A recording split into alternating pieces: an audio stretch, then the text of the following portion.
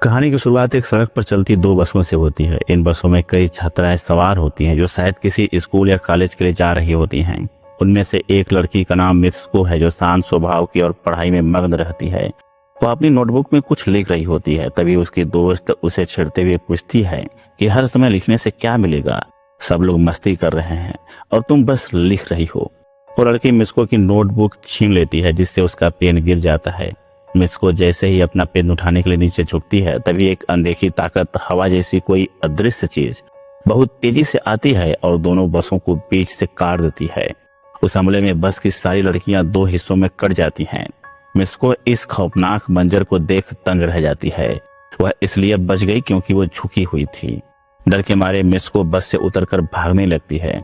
उसे जल्द ही समझ आ जाता है कि हमला करने वाली चीज कोई इंसान नहीं बल्कि हवा जैसी कोई अदृश्य ताकत है जो अब उसका पीछा कर रही है।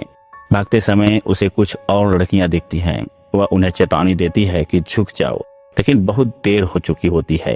हवा उन्हें भी काट डालती है। मित्सुको एक लड़की को बचा तो लेती है, लेकिन आगे चलकर जब कुछ साइकिलिंग करते हुए लड़कियां दिखती हैं और वे भी इस खतरनाक हवा की चपेट में आ जाती हैं, तो वहीं बची हुई लड़की भी मारी जाती है। अब मित्सुको और ज्यादा डर जाती है और इधर उधर भागने लगती है। वह एक नदी के किनारे पहुंचती है जहां पहले से ही कई कटे हुए शव पड़े होते हैं। सब इसी रहस्यमय हवा का शिकार बन चुके थे। वह नदी के किनारे एक शव के कपड़े पहनकर अपना हुलिया बदल लेती है और वहां से आगे बढ़ जाती है।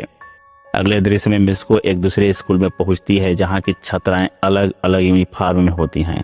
मित्सुको को यह सब अजीब लगता है क्योंकि वह खुद उस स्कूल की छात्रा नहीं है। तभी एक लड़की उसके पास आती है और पूछती है कि वह कैसी है। यह लड़की मित्सुको की बेस्ट फ्रेंड होती है, लेकिन मित्सुको कुछ उलझन में होती है और पूछती है क्या तुम सच में मेरी सबसे अच्छी दोस्त हो। यह पता चलता है कि मित्सुको और उसकी यह दोस्त एक दूसरे से बहुत गहरा रिश्ता रखती थी, लेकिन जैसे ही तेज हवा दोबारा चलती है मित्सुको डर के मारे स्कूल की बिल्डिंग के अंदर भाग जाती है। उसकी दोस्त उसे रोकती है और पूछती है तुम इतनी डरी हुई क्यों हो, कांप क्यों रही हो, तुम्हें हुआ क्या है। अब मित्सुको अपने सबसे करीबी दोस्त को सारी घटना बता देती है, कैसे एक तेज और खतरनाक हवा ने उसके स्कूल की सभी लड़कियों को मार डाला।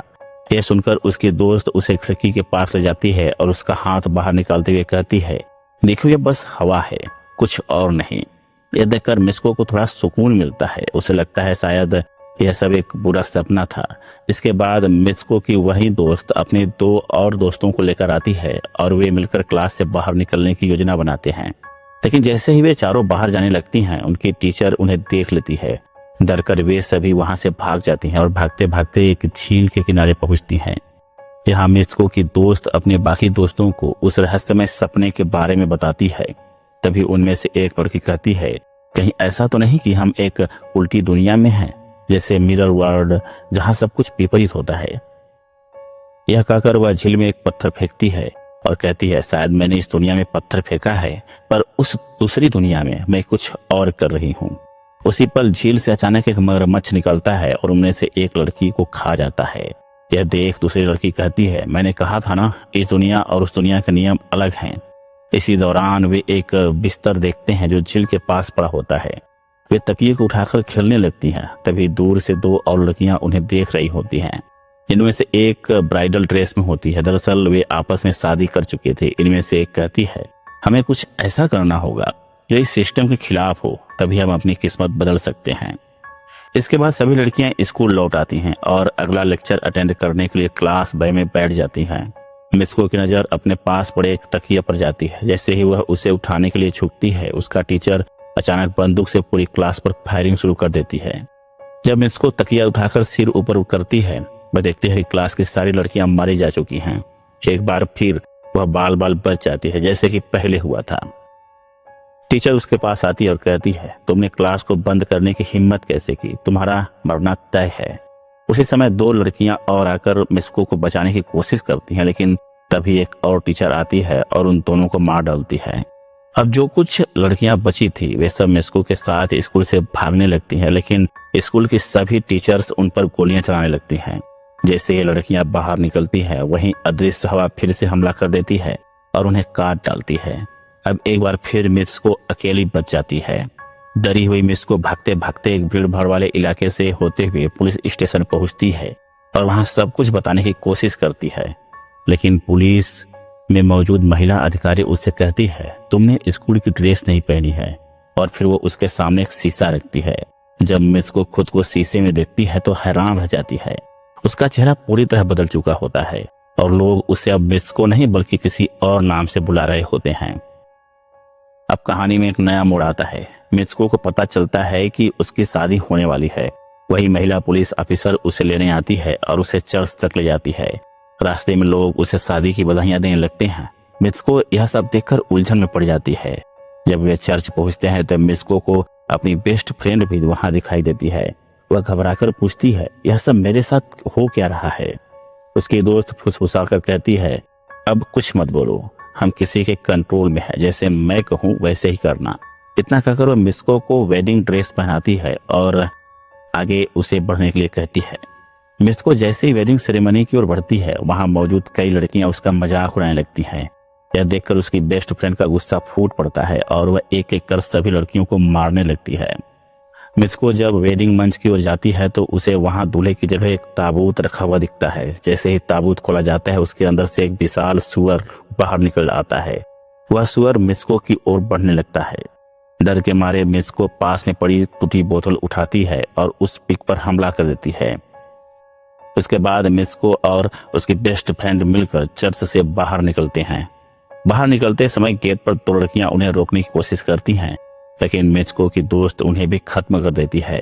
अब ये दोनों चर्च से पूरी तरह बाहर निकल जाती हैं। मित्सको अब दूसरी दिशा में दौड़ने लगती है, जो उसे महसूस होता है कि उसके साथ कुछ बहुत अजीब हो रहा है। इसे उसकी जिंदगी किसी और के हाथ में कठपुतली बन गई है। थोड़ी दूर जाकर वह एक आईने के सामने खुद को देखती है और फिर वही चौंकाने वाली बात होती है, उसका चेहरा फिर से बदल चुका होता है। वह खुद को पहचान नहीं पाती। अब वह एक ऐसी जगह पहुंचती है जहां एक रेस चल रही होती है। तभी कुछ लड़कियां उसके पास आकर कहती हैं, तुम इतनी अच्छी रनर हो, दौड़ क्यों नहीं रही? मित्सको दौड़ने लगती है और उसे खुद में अचानक बहुत ताकत महसूस होती है। वो पूरी जान लगाकर दौड़ने लगती है।